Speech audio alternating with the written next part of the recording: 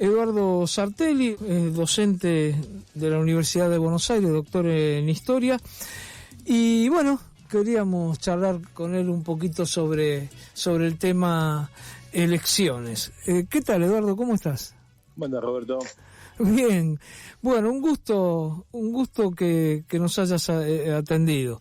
No, por favor. Recién, viste, se hablaba sobre el tema de los narcos, viste, y me llamó la atención mucha gente. Por ejemplo, Cunio en la provincia viene haciendo campaña hace tiempo, gastan millones.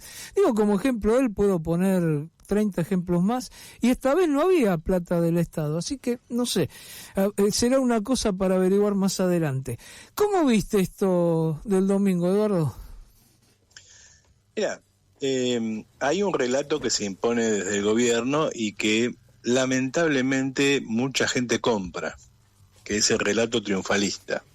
Es decir, ganamos por el 40%, la masa de la población nos apoya, y por lo tanto vamos a poner el pie en el acelerador y vamos a acelerar. Uh-huh. Efectivamente, ese es el relato del gobierno. La pregunta es si eso es así y qué es lo que realmente pasó. Yo creo que buena parte de la imposición, el triunfo del relato del gobierno tiene que ver con la sorpresa, con mucha gente que se probaba cosas. Uh-huh. Santiago Caputo se probaba el traje de Francos, Villarruel y Schiaretti se probaban el traje de Milei, Melconian se probaba el lugar del ministerio de Caputo, y así todo el mundo estaba, digamos, ya dispuesto a probarse, digamos, lugares. Incluso había algunos que, como sabían que alguien tenía que ser el pato de la boda y alguien tiene que aparecer como responsable, renunciaban por anticipado. Entonces, por ejemplo, Cunio Libarón, que Cunio Libarón, que no alcanzó, guarda que no alcanzó a renunciar. Claro. No, el que renunció es el canciller. Claro, el canciller no está, ahora Cunio Libarón, ahora no, hasta diciembre hay que ver, claro. Por ahí zafa, digamos. Todo el mundo, digamos, ya estaba tomando posición ante lo que podía ser uno de los dos escenarios, a saber, que le fuera muy mal al gobierno o que le fuera más o menos. Claro. También estaba el tercer escenario, que le fuera muy bien. Bueno, pareciera haberse consolidado este último escenario y mucha gente le da la razón. Yo escucho a periodistas así consagrados del mundo progresista reconocer demasiado alegremente, o demasiado, digamos, no alegremente, pero sí demasiado fácilmente, que efectivamente el discurso del gobierno es verdad. Y acá lo primero que hay que señalar es, Milei fue una elección donde la consigna es, son ellos o nosotros, es las ideas de libertad o el comunismo, es Milei o la casta, Milei o el kirchnerismo. Es decir, se fue a un plebiscito de la gestión. Uh-huh. Se fue a una elección presidencial, no se fue a una elección de medio término. Uh-huh. Esto hay que tenerlo en claro porque si no, no se entiende bien el balance. Claro, y en esto intervino además Trump, ¿no? También. No, está claro que todo el mundo puso todo al asador, claro, menos el peronismo, que no hizo campaña. Claro. Claro. O una campaña no hizo, o lo único que decía, pongámosle un freno a Milei sin ninguna propuesta, claro, y con la memoria fresca, completamente lavado. Y con la memoria fresca de lo que pasó con el peronismo hace 2 años. Claro, pero me hizo acordar una vieja elección de Pugliese, un radical que había ido como candidato a gobernador de la provincia de Buenos Aires pensando que ganaba y casi no hizo campaña y ganó Cafiero. Claro. Bueno, acá es lo mismo, o sea, ya se veían ganando y por lo tanto ya se veían, digamos, viendo qué hacían. No solamente eso, sino que incluso concesiones ridículas a un clima ambiente que no tienen acá, digamos, que no tienen sentido, qué sé yo, no salir a contestar las acusaciones de Montonero de Tayana, por ejemplo. Uh-huh. Si yo hubiera sido Tayana o miembro del peronismo, yo, a ver, a Tayana lo puso preso López Rega. Isabel o sea, Perón, claro. Claro, Tayana es un luchador contra el fascismo. Yo no solamente no lo considero un asesino de niños como lo dijo Milei a Bullrich, sino lo considero un luchador contra el fascismo. Ni siquiera eso, o sea, no le concedieron al gobierno cualquier cosa. Ahora, la pregunta es, en ese contexto, donde todo el mundo puso todo al asador, la carne al asador, donde todo el mundo, digamos, se jugó el no, ¿sí? ¿Sigue Milei o no sigue? ¿No? ¿Cómo fue la elección? Y lo primero que hay que decir es que Milei perdió 5 millones de votos. Porque esta elección hay que compararla con la elección que lo lleva a él a la presidencia en la segunda vuelta. Y en la segunda vuelta él sacó 14 millones de votos y acá se acaba de sacar 9. O sea, perdió 5 millones de votos. Claro, porque si en no realidad, sacamos esa conclusión. El candidato no fueron los candidatos, no lo conocía nadie. El candidato fue él, acá él plebiscitó. Hasta tal punto fue, vos fíjate que cuando fueron elecciones provinciales y lo que se agitaba era la elección de la provincia o intendencia, a la Libertad Avanza le fue muy mal. Claro. Le fue mal en todos lados. Repitió la situación previa a las elecciones anteriores a la elección presidencial que él ganó, donde venía perdiendo por todos lados, no figuraba y cuando fue él, ganó. Es decir, fue una elección presidencial y en esa elección presidencial Milei perdió 5 millones de votos, primer dato. Segundo dato, y esto se lo escuché a Paña el lunes como un estudio de la consultora de Sarazaga, de la iglesia, de la UCA, donde hizo un primer relevamiento social del voto, que confirma lo que yo ya había escrito hace mucho tiempo, ni bien terminó la elección en Ciudad de Buenos Aires, acerca del cambio de composición del voto a Milei. Yo dije cuando fue, ni bien fue la elección de Buenos Aires, dije, acá hay un cambio de composición. ¿Qué quiere decir un cambio de composición? Quiere decir que Milei había aportado a Juntos por el Cambio algo muy particular, o sea, el voto de la clase obrera más pobre y el voto de la clase obrera más joven, si vos querés. Cuando vos veías la elección en Ciudad de Buenos Aires, veías, bueno, hay mucha abstención en el sur de Ciudad de Buenos Aires, o sea, donde está el voto mileísta, novedoso, lo que Milei le acercaba a Juntos por el Cambio. Recordemos que Juntos por el Cambio no pensaba ganar, digamos, por sus propias virtudes, porque venía del gobierno Macri, sino pensaba ganar gracias a los desastres del gobierno de Fernández. Claro. Si Milei se lo llevó por delante es porque Milei logró crear una épica que arrastrara a una parte del padrón que estaba apático. Claro. Eso que Milei aportaba de nuevo a Juntos por el Cambio, esa épica de la libertad que le aportaba, eso se perdió en la elección por el gobierno de Ciudad de Buenos Aires. Cuando ves la elección en provincia de Buenos Aires pasa exactamente lo mismo. Y ahora cuando ves la elección nacional, y esto lo dice la gente de la UCA, pasa exactamente lo mismo. Es decir, hay una masiva retirada de buena parte de la clase obrera del sistema político. La gente no va a votar, esta fue la elección con menor votación desde que existe la democracia burguesa, desde el año 83. ¿Y eso qué significa? Que este 40% con toda la fuerza araña el 30%. Si vos comparás este voto con el primer voto de la primera vuelta a Milei, es el 30% de Milei. Lo que sucede es que ese 30% no es el núcleo duro que siempre vota a Milei, sino en realidad, y esto explica la vuelta en torno a la elección de la provincia de Buenos Aires, es el voto de Cambiemos, el voto del PRO, que no quiere a Milei y que si lo tiene que ir a votar incondicionalmente no va, pero que es antiperonista y cuando llega la papa queman va a votar en contra del kirchnerismo. Y eso fue lo que pasó.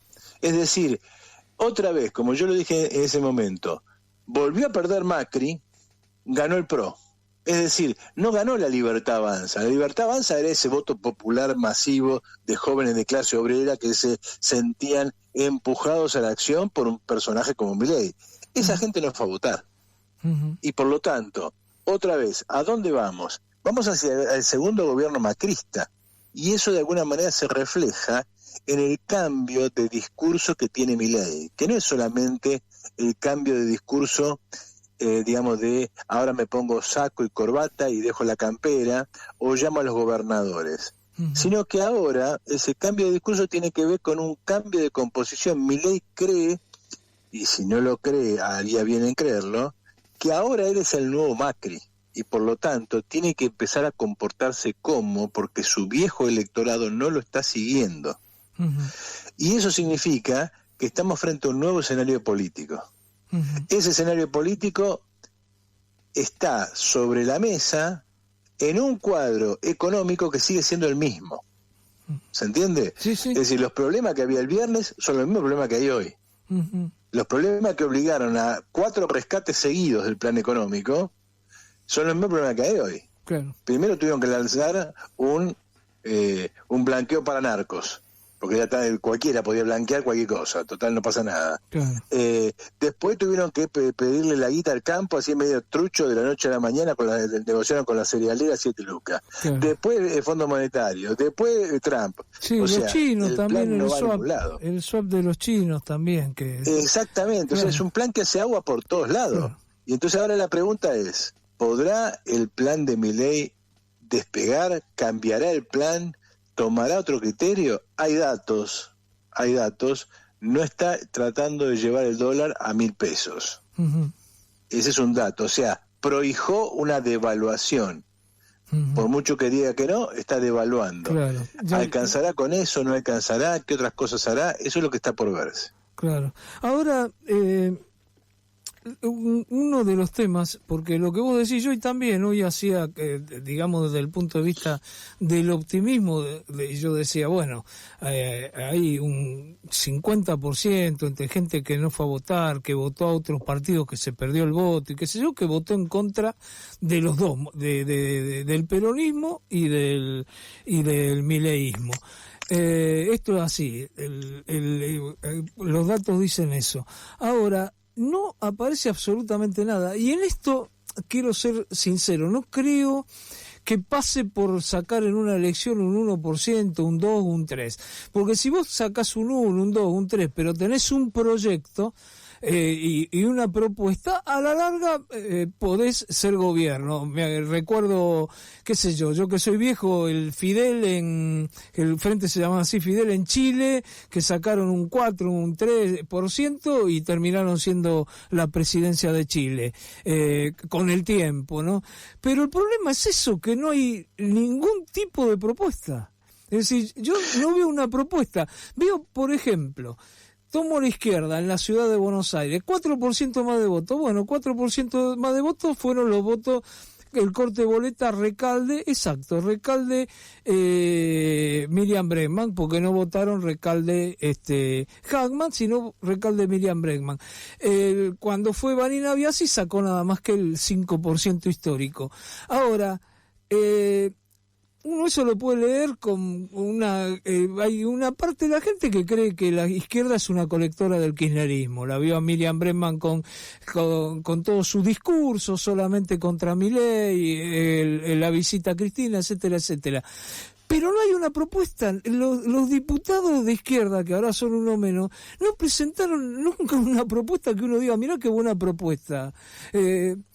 Digo desde lo institucional, después vamos a estar en las calles. Yo vengo recién de la marcha de los jubilados, voy a todas las marchas, sí, vamos a estar en las calles, pero no tiene que haber una propuesta. Bueno, esto era lo que quería que esta vez charlar con vos, que es el problema de la izquierda, porque hay un campo orégano de un 50% de gente que está buscando algo nuevo y nadie ofrece algo nuevo. Bueno, es que si vos te pones a examinar fino, el único proyecto de país que existe es el de Milei. Todos los demás están de acuerdo con que más o menos para ahí vamos, incluyendo el kirchnerismo. Porque Axel mucho de vamos a cantar canciones que no conozcamos, o sea, canciones nuevas, pero todavía no se dijo cuál es la canción. Claro. Aparte sigue con los viejos éxitos, con Rucci. Pero claro, no dice nada, o sea, tenés la oportunidad, sos el gobernador de la provincia de Buenos Aires, o sea, gobernás el 40% del país y no sos capaz de lanzar un proyecto concreto. ¿Sí? ¿Quiero hacer el país de esta manera, con estas cosas, en este sentido? No. En el caso de Milei, él tiene un proyecto. El proyecto es Belindia, o sea, un país para el 3% de la población que va a vivir como en Bélgica y el resto va a vivir como en la India. Y ahí vamos a la minería, al agro, a vaca muerta, y con eso te sobran 20 millones de habitantes, ya lo hemos hablado mucho. El problema de la izquierda es que no puede hacer política más que una vez cada 30 años. O sea, hay un modo de pensar la política apocalíptica. Es decir, solo se puede hacer política cuando estalla todo y viene la revolución mundial o algo que se le parece. En el medio no hay nada para hacer. Y como no hay nada para hacer, no se piensa, no se tiene un proyecto concreto. Entre otras cosas porque la izquierda trotskista está, tarada, no en el sentido del insulto, sino paralizada por la idea del socialismo en un solo país. Entonces, si nos llegan a votar acá sin revolución mundial, ¿qué hacemos? Entonces, es una izquierda que solo puede ser testimonial.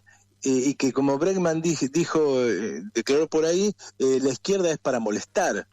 Pero bueno, no es eso. Claro. O sea, hay que tener un proyecto con el cual vos les decís, mirá, votame, o vamos a la huelga general, o vamos a lo que sea, para esta Argentina que la vamos a hacer así, asá, de esta manera, con este criterio, etcétera, etcétera.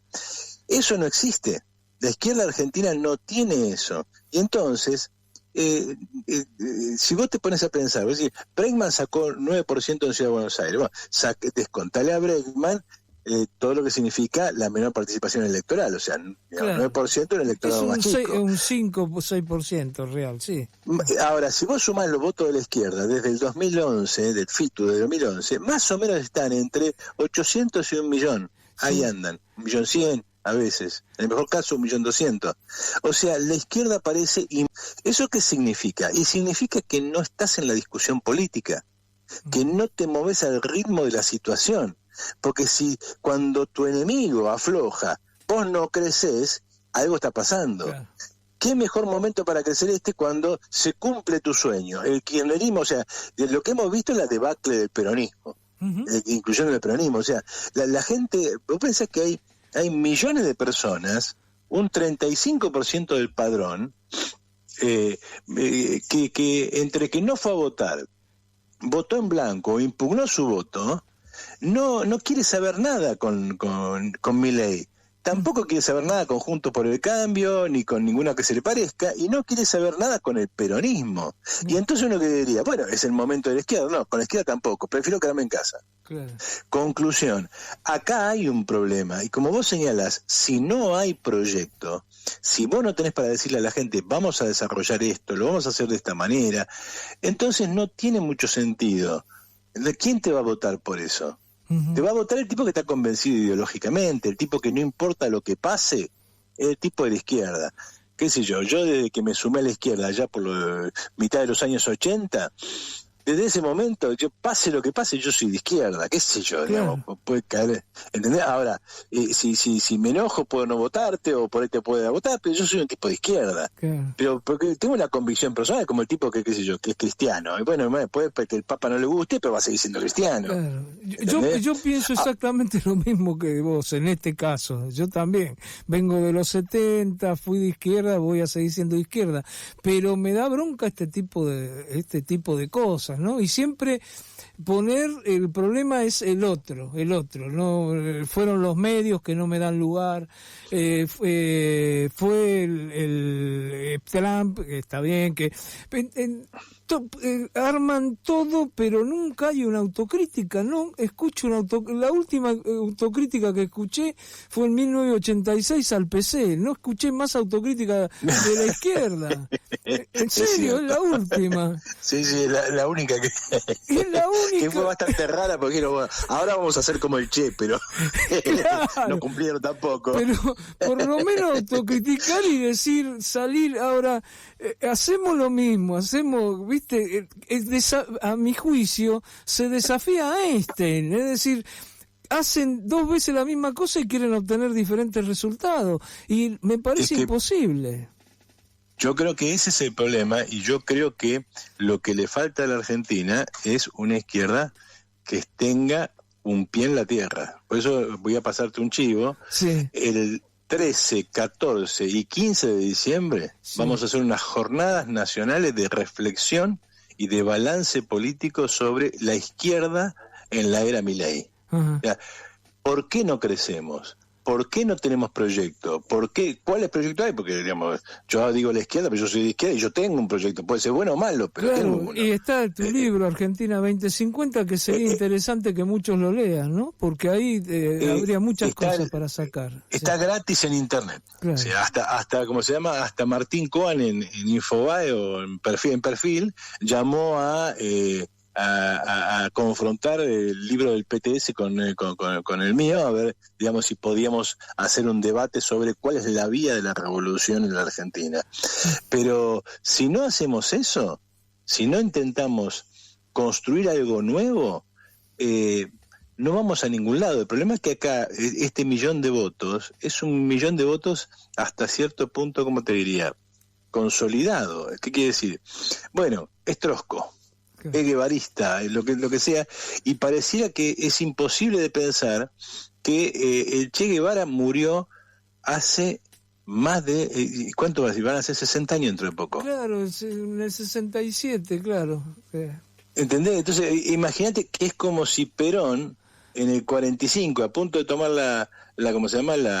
El poder en la Argentina, estuviera debatiendo sobre la revolución del Parque Radical de 1890. Claro.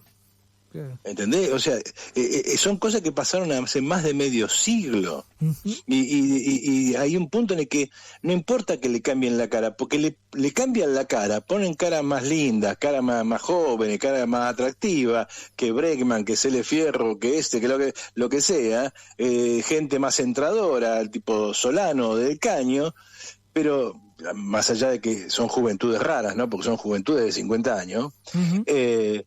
Más allá de eso, son partidos viejos. O sea, la corriente a la que pertenece, digamos, el PTS, o de la que viene el PTS, y el morenismo y compañía, nació en el 49. Uh-huh. El Partido Obrero nació en el 64.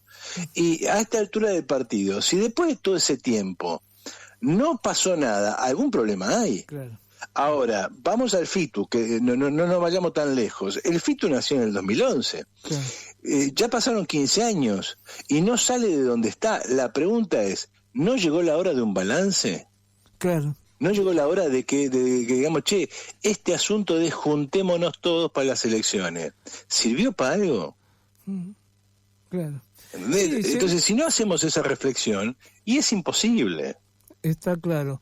Eduardo, bueno, tenemos para hablar, así que vamos a volver a hablar un poco más adelante, pero se nos acabó el tiempo. Yo te quiero agradecer mucho por esta nota. También el otro día que pudimos hacer ahí en un streaming de ustedes, decir algunas cosas ahí con Hernán y otra gente. Así que, bueno, esperemos que por lo menos en algún momento se sienten en una mesa aquellos que puedan aportar ideas y decir, bueno, acá tenemos algo. Porque me preocupa, por ejemplo, esto. Ahora vamos a salir todos contra la reforma laboral, que es lógico que salgamos todos porque ya sabemos que va a ser a favor de los patrones, etcétera, etcétera. Pero nadie presentó una reforma para un país que es diferente, para un mundo que es diferente. Nadie presentó algo a favor de los trabajadores, ¿no? Es decir, hasta ahora... No se presenta nada. No. Sí, escúchame, la representación parlamentaria de la izquierda no hace nada. Claro. ¿Vos te acordás del caso Maldonado? Sí. El caso Maldonado, terrible caso, pobre compañero que fallece en un acto de represión, lo cual ya implicaba una responsabilidad política, se vio envuelto en una situación, y ahí la izquierda, ¿qué tendría que haber hecho? Nosotros propusimos, armemos una comisión independiente para investigar el asunto. ¿Entendés? Armemos una comisión independiente de la Cámara de Diputados para investigar el asunto, no vayas atrás de. Lo mismo pasa con todo lo que estamos viendo ahora. Digamos, una representación parlamentaria tiene mucha responsabilidad, mucho poder. Ahora, se supone que para eso iban a ir al Parlamento. Entonces, estás ahí y no haces nada, no presentas un contraproyecto. Bueno, entonces, ¿para qué? Claro. Bueno, esa es la pregunta, porque por ahí, viste que en una época se debatía en Europa si se decía si la izquierda tiene que estar en el Parlamento, no tiene que estar, pero si estás en el Parlamento, bueno, manejate con las reglas del Parlamento, es decir, presentá contraproyectos, presentá proyectos, alguno por ahí puede, es más, hay en la historia argentina, hay con la izquierda con 2 diputados, hablo del 73 por ejemplo, con el diputado Comínguez que presentó la ley de jardines maternales, que fue una ley progresista que recién se aplicó hace 1 año, 2 años, 2 años, y como esa puedo contar cantidad de leyes pero aunque de un sea, diputado. Roberto, hace escándalo, aunque más no sea que hace escándalo. Claro. A ver, Lisandro de la Torre se cargó un gobierno, claro, con el asunto de las carnes. Claro. ¿Entendés? Y en la Argentina de hoy, vos tenés para ser dulce con eso. Claro. ¿Entendés? Ahora, entonces, hay un punto en el cual yo te digo esto. Estoy cansado de la discusión sobre si tenemos que ir a elecciones o no tenemos que ir a elecciones. Claro. El día que haya una insurrección popular y las masas estén tomando la Casa Rosada, yo no te voy a decir, no, pará que tenemos que votar. No, claro. Pero mientras eso no... Elecciones es el campo que hay. Es así. Si vos elegís el campo de batalla cuando vos estás en ventaja. Claro. Cuando vos estás en ventaja, vos te subís a la montaña y que te vengan a buscar y vos los atacás de arriba para abajo. El problema es de ellos que tienen que ir de abajo para arriba. Ahora, cuando vos estás como estamos nosotros, como está la clase obrera hoy, y normalmente como está la clase obrera en el sistema capitalista, la tenés que pelear donde el enemigo te da el campo. Y entonces, claro. y entonces la lucha parlamentaria es un campo de lucha, punto. Exactamente. Gracias, Eduardo. Un abrazo grande. No, gracias a vos por llamarme, Roberto. Un abrazo grande.